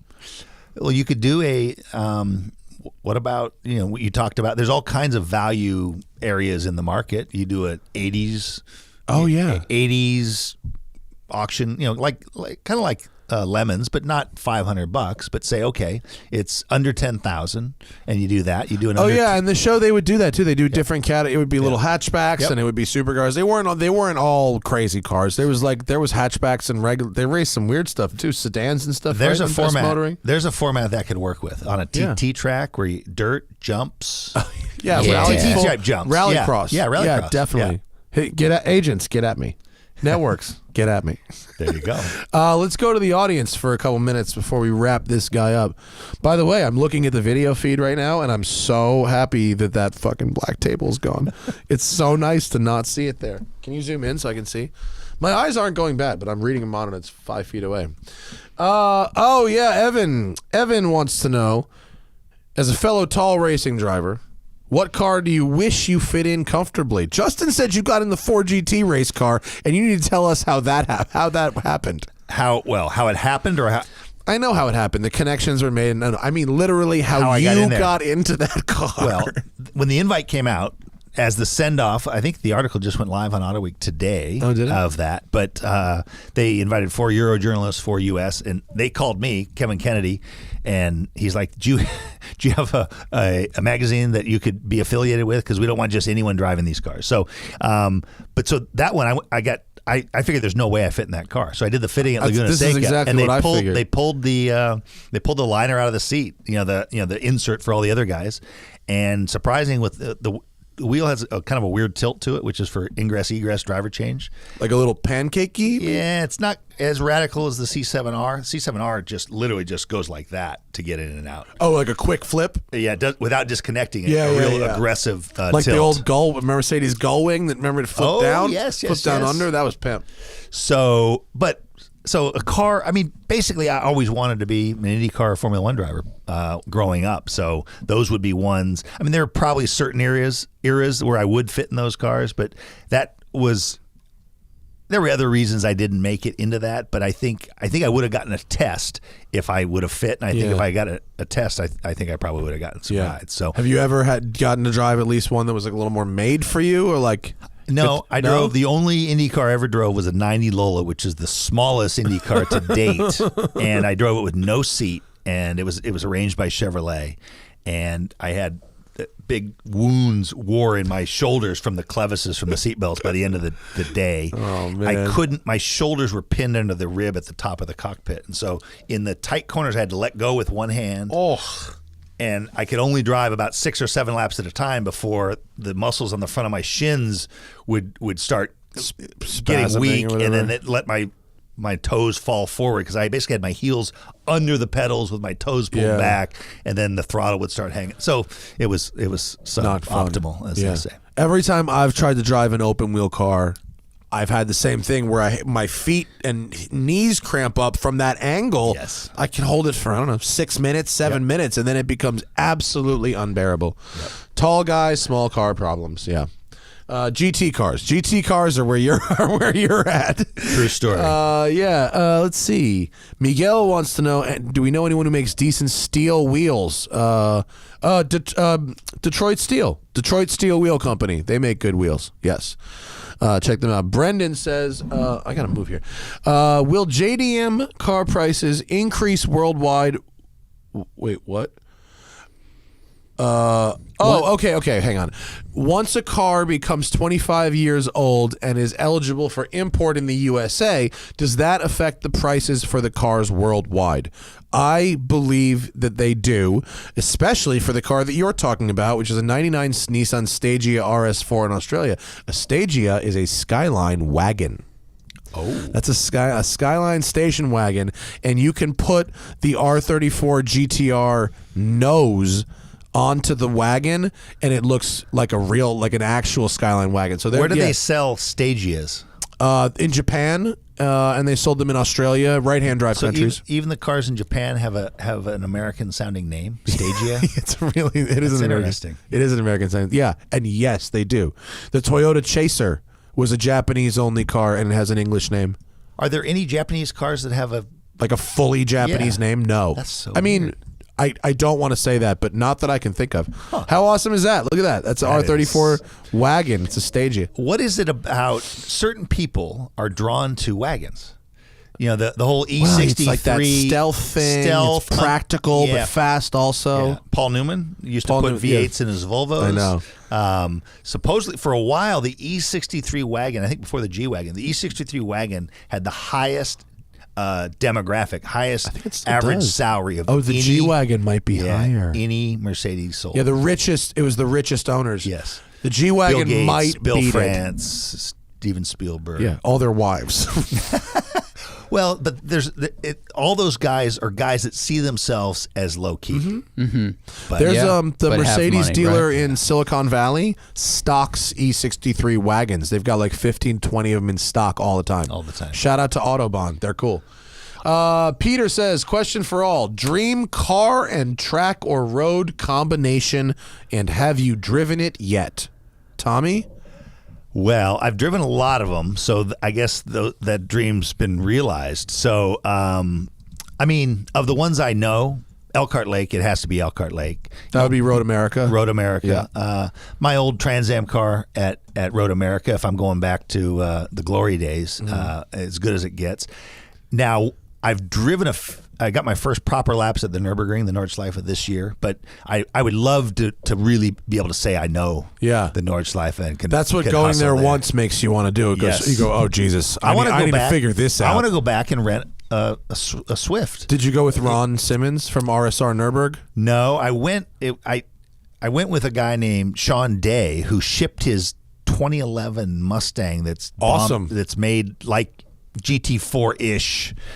He had this dream to ship it there, and they filmed it and cool. Turned it. But he says I'm shipping, and he took it on a day trip to Spa, which I didn't go on. Yeah. But that's also a must do. You should next time you do that. Spa rules. But even in those little rent for ring cars Hell or whatever. Yeah. I mean, I came back and I told my brother. I said we are going and we're going to rent Suzuki Swifts. Yeah, and we're going to learn this. My homie Ron is I got through through Ross Bentley. Their buddies. Okay. They do a thing together that's a ring school, and you get to drive it on private track day with them in their cars. Okay. So they own RSR Nürburg, and they've got a big fleet, and they're awesome. Okay. I drove a Renault Megane with them, and their cars you can drive them at the ring and then drive the car up the road and go to Spa in the same car. Same car. Yeah. It's real cool. I mean, dream car, you'd have to say probably a GT3 or something like that. Mm-hmm. Car that was probably literally designed for it. Mm-hmm. I would say my dream car and is if I had to have a dream, it's actually probably a road. Like I love racetracks, but like if I think about like a perfect driving day, I'm not really spending that day at a racetrack. I'm thinking Swiss Alps, Grimsel Pass or Susten Pass, one of those high passes in Switzerland, right at that time of year where it's green at the bottom and snowy on top, right?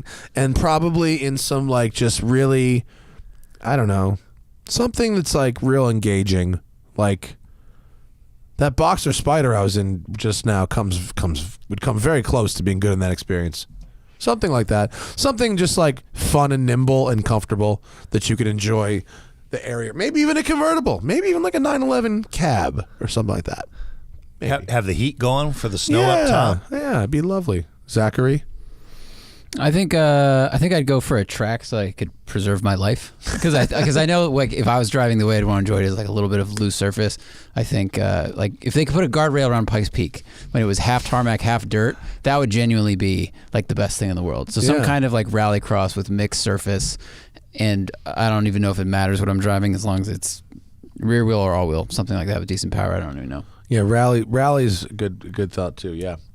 Have you been to the AMG Driving Academy in Arya Plug? I did the drift one at Laguna.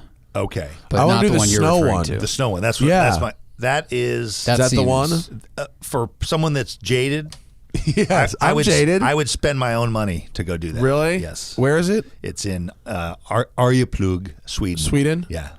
We're gonna have to sort that one out. Snow driving is some of the most fun it is you'll ever have. Yeah, it's incredible. We talked about it with Justin. I would like to do that below zero one, which is the Richard Tuttle one, and wherever the hell it is freezing. Yeah. You owe me one, yo. That's a good username. I like that. I had to decipher it like a license plate. I'm buying an old Mercury Grand Marquis for 2 G's.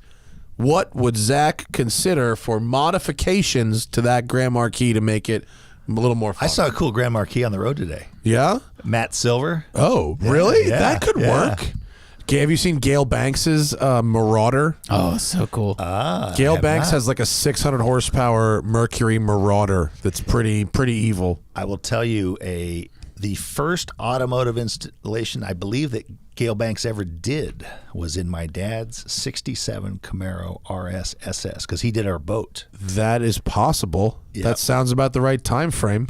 Well, it was later than 67, but he did our boat in the 70s, and it was before he did all the truck stuff. And he had that car for about 3 years.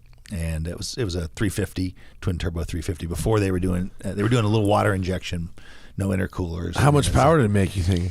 He said with the boost up, it had like close to 700. Whoa, that sounds like him. Yeah, go Gale Banks. Under the hood, hood closed. That's fucking awesome. I love it. His Marauder looks stock, but then it has a blown. What is it? It's a blown Cobra motor. It's a blown 4.6. Yeah. Wow. It's like a Terminator engine. It's great. It's the coolest. He drove it here to do the podcast, and he just parks it. Looks like a cop, and then you open the hood, and that was delightful. Yeah, really, really cool. He's the king of usable cool stuff. One of his, for a while, it was pump gas, and probably still is. But I remember. Well, now he's in diesel. It's all about the diesel stuff.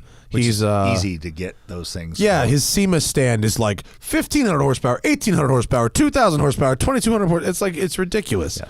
And his differential video was really But I love his opinion on rolling coal. He's like, that's horsepower going out your exhaust pipe. Like, that is dumb. It's like less efficient. You're going slower than you could be going. Yeah. It's great. So his burn pretty clean. Yeah.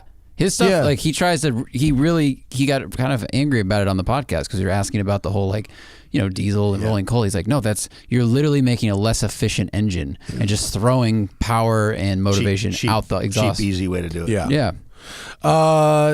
Did you put a limited slip diff in yours? Was that money well spent? Oh yeah. Except you need tires that aren't hard as plastic. But yeah, I put a Trek Lock diff in it, and the guy, like, what did he say? He like wound it tight, so like the shims were fit. So he's like, it'll lock early, and it sure did. I definitely suggest that. But I think either you drove it, Matt, or someone hit you up. He had didn't he seam weld his whole Crown Vic and took all the weight out of it? Yeah, I drove one. I drove a modified one that a guy had gutted and seam welded, and he'd really done a good job with the suspension geometries and handled really good. I mean, if you want to make it silly, put an LSD, a limited slip in it, put electronic cutouts in it, which I should have done but never did, and then see if Hotchkiss sells anything to help the handle a little bit. But otherwise, just beat the hell out of it. They're great. Treat it like garbage. It will be fine. Yes. Bryce says, are mountain canyon runs a good place to start driving skill, or should someone go straight to track days or a driving school? Tommy? Definitely, and this isn't the fun police, definitely go to track day driving schools. I mean, every other thing you do when you go to learn it, whether it's, skiing, you go to an instructor and you say, teach me the fundamentals. You can learn it on your own. It just takes a lot longer. And so I always say you have to to get pretty proficient, you have to make, thousands of mistakes. So do that. That's why go-karting is so powerful. No one ever explains why, but you are making those mistakes for $100 a day or something like that. Yeah. And then you can stack those days on top of each other and so forth. So the fundamental, and there's a lot of people that are become pretty decent at getting around a track and have horrible fundamentals. And so it's money well spent to spend some time at some track days to get some fundamentals. Instructing, I mean, it's weird. It's one of the sports at the high levels. Every other sport at the highest level, Wimbledon, golf, there's coaches. And so it's this weird deal where everyone's like, I got to figure it out myself. And the people that figure it out themselves are the ones that have gone the furthest. Now there's a lot more information available. That was my advantage when I started out. You didn't have internet. You didn't have this. It was early days of data. We have sims. Yeah, I mean, Sims, you can all that stuff. Yeah, I mean, if you can't afford track days, you can get sim time one way or the other to get the fundamentals and then go out to a car. But I would say a couple track days as well, at least, or basic 2 or 3 days. The problem with going to canyons, I mean, you do trial and error and you learn. The problem is the consequences are high, and riding with people that haven't done a lot of stuff, I know they're in trouble a long time before they know they're in trouble. Yeah. And that's the dangerous part for themselves and for others. No, you'd have a spin on a track that could be going down a 100-foot or 200-foot cliff on a canyon. And how many times early in your driving career on the track did you spin out and you had no idea? Yeah. No idea why you spun out. None. So how are you going to avoid that next time? I don't hit know. the wall at Lime Rock, and I was like, how did that happen? Yeah. You know. Exactly. And I later learned how it happened, but okay, a lot of words in this question, but the question from Greg is, what is the best $80,000 driving experience? Love the Lotus Evora, love the 718 Cayman S, Corvette C8 sounds interesting. $80K, or alternatives? You could also throw the M4 in there, you could throw a Shelby GT350R in there, you could throw a used 911 in there. A lot of options. Boy, see, this is where you're a savant. I'm not a savant. I've just driven a lot of shit. No, you're a savant. Here's how I see this. How do you know about that? What was that? What was the wagon? Stagia? I mean, I'm a nerd. That's savant. I'm a nerd. Okay. That's not savant. That's just nerddom. Okay. Nerddom runs rampant in me. So the thing is with the Evora 400 is basically a new, old Acura NSX. If you love the idea of the old NSX but you want a new car, the Evora 400 is great. Everyone at Road and Track loved it.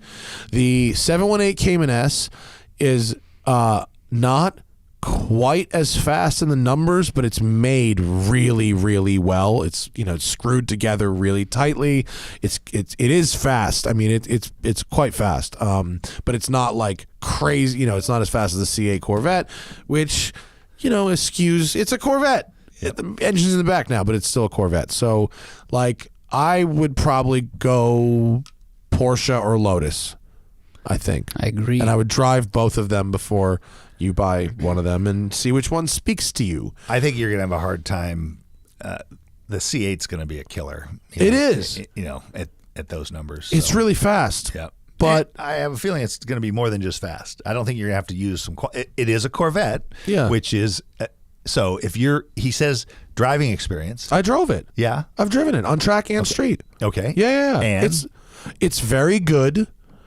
But it's not mind blowing. And I think I would probably still buy a Porsche. I think for the same money. It was real good though. I mean, I had a lot of fun driving it. It's a big step forward for them. It is, but there was certain stuff about it that's still very Detroit. Okay. Which is fine. It's just different taste. That's just me. It's just different taste. Did you see Bosey's tweet today? The Corvette has up at least 3 degrees of camber adjustment available in stock suspension. Oh. So if they start, and I think he saw that from factory it only comes with like negative 0.5. So it's really mild. Oh, so it might be possible to adjust a lot. Yeah. So, all right. So maybe maybe people can find some good settings for it. I don't know. I got probably, I don't know, 12 to 15 laps of Thunderhill West, and then probably an hour and a half of street time in it. It's overwhelmingly good. The ride quality is great. The grip is great. The brakes are very good. The gearbox is not quite there. I hope it will be. It was better on the track than the street. It works better at full throttle and full braking than it does at mild throttle. It's comfortable. You'll fit in it with a helmet on comfortably, which is good. These are the intangibles. Yeah. What was Detroit-y about it? So it's the cockpit is real aggressive fighter plane, hairband, mid-engine. Yeah, cockpit. You know what I mean? It's real cockpity. Whereas the Lotus and the Porsche are sort of like, yes, this is a cockpit. You know what I mean? It's like a normal interior. The Corvette one. Not yelling? It's really, yelling is the right word. Okay. And also because of the trunk, which in the Corvette, which does make it more usable, because of that, the rear end looks kind of weird. You don't have the vents and the exhaust where they need to be in a mid-engine car because there's a trunk there that needs to hold golf clubs. That's why the back looks like a Camaro. So the race car looks so much better from the back because they ditched the trunk and they plumb the exhaust there. It looks awesome. But when you need to have a trunk there, it kind of looks sort of sucky. So that's just my thing. Joe wants to know, can I explain why Shinola is lame? Shinola is lame because it's a fashion brand disguised as a proper watchmaking brand. It was started by the brother of the guy who started Fossil watches, and they really build on this made in Detroit thing when in fact the watches are mostly Chinese parts and sort of half assembled in Detroit. And that's why. That's kind of why. How would I build a boat tail Riviera? Slammed on bags, son. Slammed on bags. That's it. It'll be for cruising low. Do you like the Buick Riviera? It's of your era. Yep. Are you boat tail or are you first gen 65? The black one is where I would be right there. I'd say boat tail. The boat. Oh, look, the boat tail is the shit. That looks great. I mean, what a great looking car. What? So would you resto mod? What would be if you had a no budget one of these crazy resto mods? I wouldn't want it to be crazy. I would want the right stance, the right wheels, air suspension. That's for your Riv. LS motor, automatic transmission, cruise. Just cruise. Simple. Why would you make it crazy? No, I'm just saying some of the resto mod stuff is so. Oh my God, they get nuts. So and cool. I mean, I appreciate. So that was my question. Not would you resto mod that? If you were to do the craziest resto mod, what would it be? Oh, with that or just with anything? Yeah. Do you know those guys, Detroit Speed in North Carolina? I went to visit them and I drove like 6 of their cars. Their C3 Corvette was bananas. 315s at all 4 corners, Jericho 4-speed gearbox, big nasty 7-liter LS, like 650 horse. This is it. I wouldn't go full American flags, but it's the fender flares are widened, but in a nice subtle way. That thing was, I'd put a 6-speed in it, but besides that, it was bananas. I would have that. I love the creativity. And that car was tight. Yeah. Not a rattle, not a squeak, tight. Like, it was unbelievable what they do. Yeah. There's That's hot. What would you do? I've talked with Dan Banks about doing a all-wheel drive turbocharged. I like where you're going. 60 Caddy. I'm listening. Yeah. Oh yeah. 60 Caddy. Yeah. All-wheel drive turbocharged. Like a 2,000 horsepower. I see it like a diesel, right? Like a Duramax. I was thinking that's more. Screaming for a Duramax. Yeah, I think you could get there with that. And fins. Well, the whole deal. Yeah, a road race version of it. So get a bunch of weight out of it. Maybe make the body carbon. Like a road race version of this. Yeah. Oh my God, you need so much carbon. You'd have to. You need all the carbon. Do it. That would be. Yeah, that'd be great. That's where art meets motion. Vinny, my housemate, has a 65 Caddy that is literally that, but 5 years I want newer. it to go sub 7 at the ring. Fuck out of here. Yeah. Sub 7. Do you play Forza? I feel like you play Forza. I don't. You should. You really, really should. Yeah, you should start playing Forza Nürburgring immediately. Sub 7? Yeah. All right. How much money you got? Well, that's the thing. You would need money. One of these. I don't have enough, or it would have been it'd be in process. But I've got the guy. Have you ever tried to model one in a wind tunnel or CGI CFD and see what happens? Yeah. Godspeed. I like it. I'm thinking like a La Carrera Pan America style build, right? Is that what you're going for? Yeah. Or like sort of a Holman Moody thing, maybe? Well, this is more, again, being a road race, high tech, it'd be kind of a high, like some of the resto mod stuff with carbon and really cool road race sort of. Okay, here's the question. Do you go SWB? You short wheelbase? Ooh. Like a full, like I would chop 18 inches out of the wheelbase of that. I hadn't thought about that. Yeah, like if you move the C-pillar right up to behind the front door, pretty much. Here's Vaughn, Vaughn Gittin, right? Yeah. Here's his 69 RTR. I think for my dream car setting, it would either be this or the Unicorn, because your old car going really fast reminded me of what this existence. Both of those are rad. My Fox body. Did you see my Fox body ever? The black one, my '88 notchback. I went that sort of direction with it. I didn't do the big motor, but it had that sort of DTM-y kind of look, which I like. A DTM is like a 190. Yes. 190E DTM at Spa. I think that could be a dream drive too. Jason says, "Where's the i8 review?" Zach's fucking editing that shit. Don't worry. Goes up next week. You know why people want the i8 review? Because I shit on it in my Instagram, and they just want to see me shit on something. Because I've been driving a lot of good stuff. Yeah. It's been a while since I've really taken a poo on something, and the i8 is not good. Yeah, it's not a good car. Overall, better car: 458 or Huracan? 458. I'm a 4. I would go 458. That is a car that works. Yeah. A fucking Ferrari that works. Yeah. Yes, please. Yeah. Every day. You see 458s go on eBay, tons of miles. Yep. People put miles. And Huracans too, actually. I think the 458's roomier and the steering's better. Night Raven says, "I'm a mechanic on a Top Fuel dragster, and I enjoy the show when driving our team tow vehicle.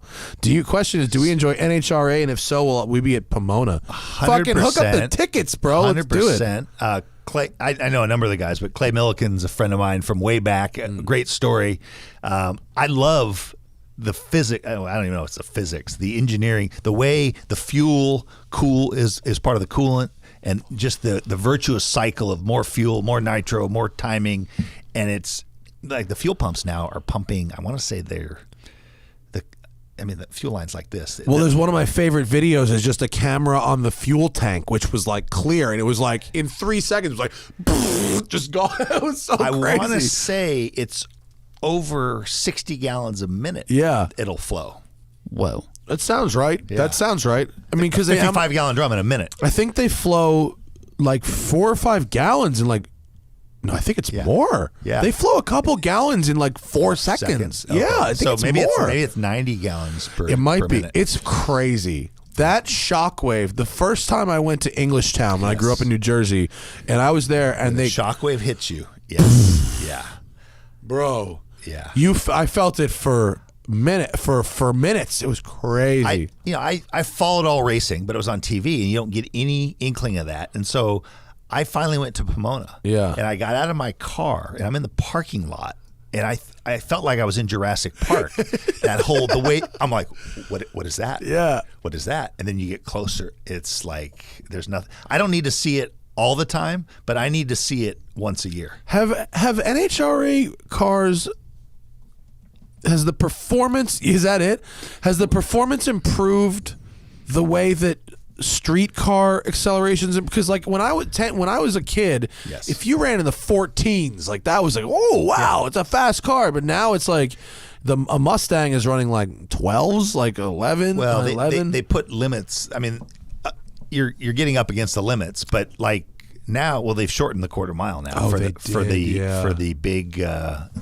top fuelers and the fun. I guess all of them probably, but it's 1,000 feet now, right? Yes. Yeah. And so, but they're going. You think about it, 0 to 300, and it's batshit. It's like being rear-ended for 3.5 seconds. It's a batshit. Yeah. Like I don't even know how they stay conscious.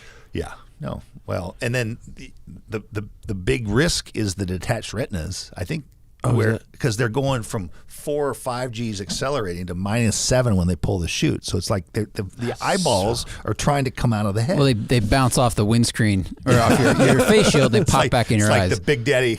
Do you have to like close your eyes real quick? Like, I think they might be making glasses, like blood shots. Stuff. Oh my god! It's pressurized, like a pressurized glasses. So yes, we do like everybody. NHRA. Everybody should go watch a Top Fuel drag race. Yeah. Everybody. It is even if you don't like cars that much, you'll like shockwaves coming at your chest. That's cool. Mm-hmm. And go to the one where they're running one of those like jet flamethrower semi trucks too, or what a Truckzilla or whatever that shit is. E-Rob says, I'm starting out in automotive PR. What makes a great PR person from your perspective as a journalist? Great question. Great PR person gets you the goods and gets you the goods first.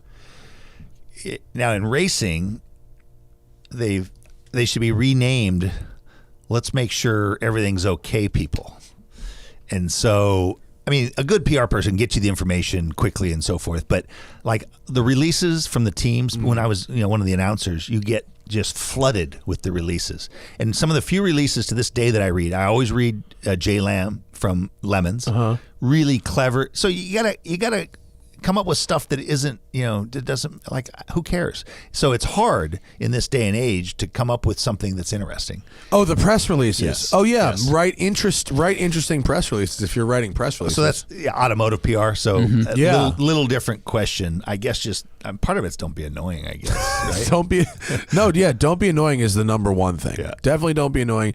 Try to not send press releases or things that you think the recipient might have no interest in, because they might block you and miss your good emails later, which I've done to a lot of people who send me garbage. Again, not needing anyone, being a renegade, which is how you started. Yeah. If you start the other way, it's hard to, I understand. It's hard to do that. I'm just a dick, so it's worked out. You come by it. You come by it honestly. Yeah, and just be nice, and the people who like to get the access, give it to them. I guess. A lot of good PR people start as journalists. They go back and forth across the fence. Yeah. Really knowing your stuff and really caring about it, I guess, is kind of the root. If you're listening to this show, you probably love this stuff. So just the more immersed in the and you got to have you can't if you're PR for someone that's not making terribly exciting stuff, but just be trustworthy and honest, and don't sugarcoat stuff. And I think that and know your stuff. Yeah, it's good advice. Melissa says, "What country is R?" I don't know. Find out. Melissa says, I'm ready to buy my first big girl watch. I currently have a Seiko. Okay, nice Seiko. We don't need to start going into numbers. I'm looking for something around $500 that's automatic and doesn't look like a grandma watch with a tiny case. $500 is the perfect sweet spot for like a nice, affordable vintage men's watch. Men's watches were quite a bit smaller before like 1995. So you can buy, like, I did an episode of the Watch and Listen podcast with Jonathan Ward, and it was called Affordable Vintage. I think Affordable Vintage with Jonathan Ward. It's like an hour long. It's video. It's on YouTube. Go check that out. And we went through like a dozen cool vintage watches that he had, that most of which were under $500. The Watch and Listen podcast, me and Cameron Weiss and John Ward from Icon. He has the sickest case of really neat vintage watches. I would start there. I think $500 is not enough to get you into something Swiss that you would really like, but it's a great budget for a cool vintage piece. Hourly B says, I'm prepping a 2016 Mustang for a Massachusetts winter with snow tires, and undercarriage washing. Other tips for winter, parentheses, ceramic coat. You're going to want that undercoat. You're going to want to pay for that undercoat. No, I think snow tires and I live in, it's like 80 degrees outside. Yeah, it's weird. I haven't prepped a car for winter in a really long time, and you're getting snow tires. Snow tires is if you've gone that far and you're keeping your car in good shape. And I never did anything else. Ceramic coat. Here's the thing with ceramic coat: you can't really get it off. Once it's on, it's there for like a really long time. You have to actually like sand it off. I was talking to the guy that owned the Sentra. SCR, the video went up today. He ceramic coated his car, and I asked him that, and he said that there's like a solvent soap that they've made that strips off ceramic coat but leaves clear coat on. Oh, I don't know. Okay, well, if that's a new thing, check with like Larry or something. I'll call Larry about it. Yeah, you should. Larry Casilla, who's the guy from Ammo. He's like a good friend of mine, and he's my go-to for anything detailing. He's still like about it. So I have my car. My 911 is clear bra with ceramic coat over it. On the clear, and so that is really nice because it's not on the paint itself, and because I can just power wash the car. It's awesome. And if you want to do that, you can do that. But that's the ultimate hack. It's not the ultimate hack. That is the ultimate hack when you can convince a company that wants to do it for free to do it for free. Shout out to Chris West, who's like the best installer ever. And did it for free. I mean, it would, that to have that done on my car would probably be like $5,000 or $6,000, maybe a ton of money. I would have never done it, but they offered. So. Now, Clear Bra, is that a little bit like restorations where they price it according to what the car's worth? No, they price it according to, and a lot of times, whether or not they have to hand cut stuff.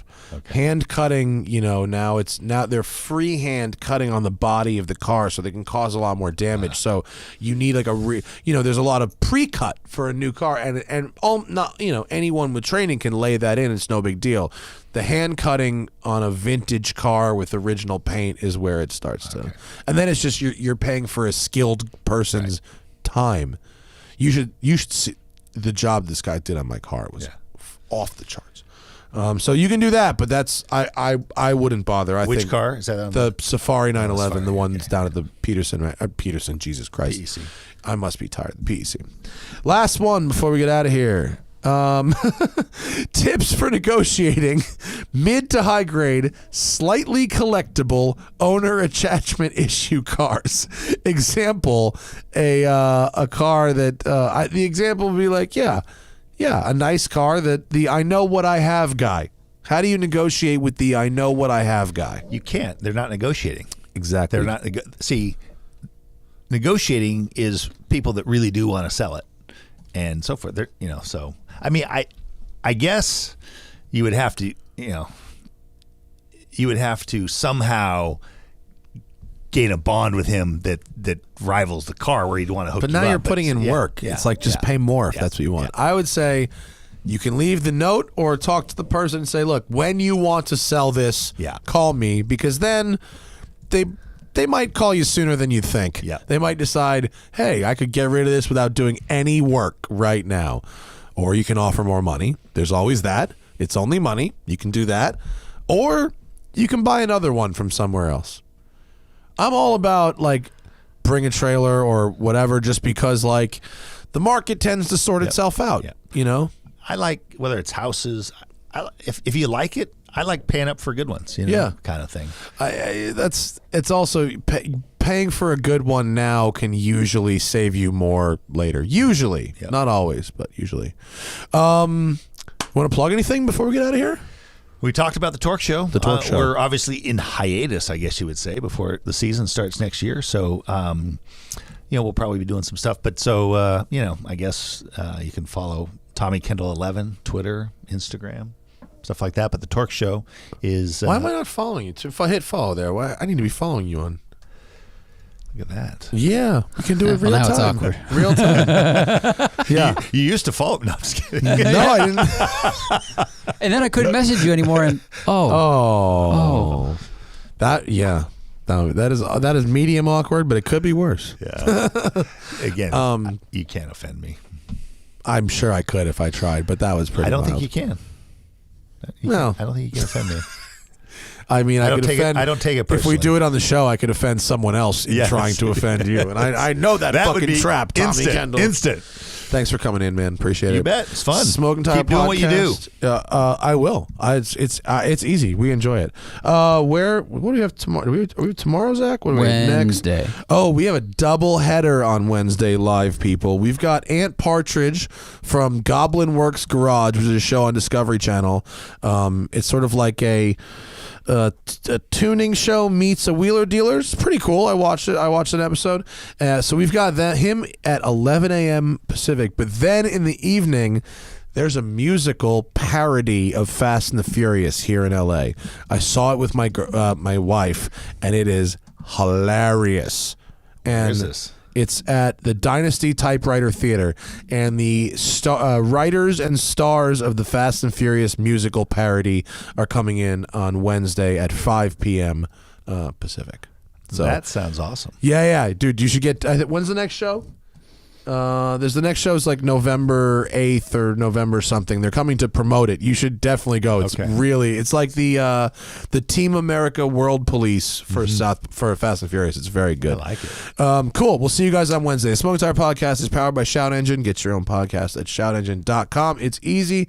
All you need is a microphone, a connection to the internet, and ideally something to say. Good night.